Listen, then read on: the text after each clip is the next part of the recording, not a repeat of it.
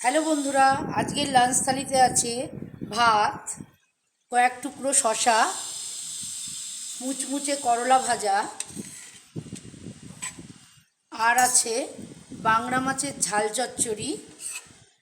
এটা আমার চ্যানেলে রেসিপিটা দেয়া আছে, আপনারা দরকার পড়লে এটা দেখতে পারেন। কচু বেগুন আলু দিয়ে এটা বানানো।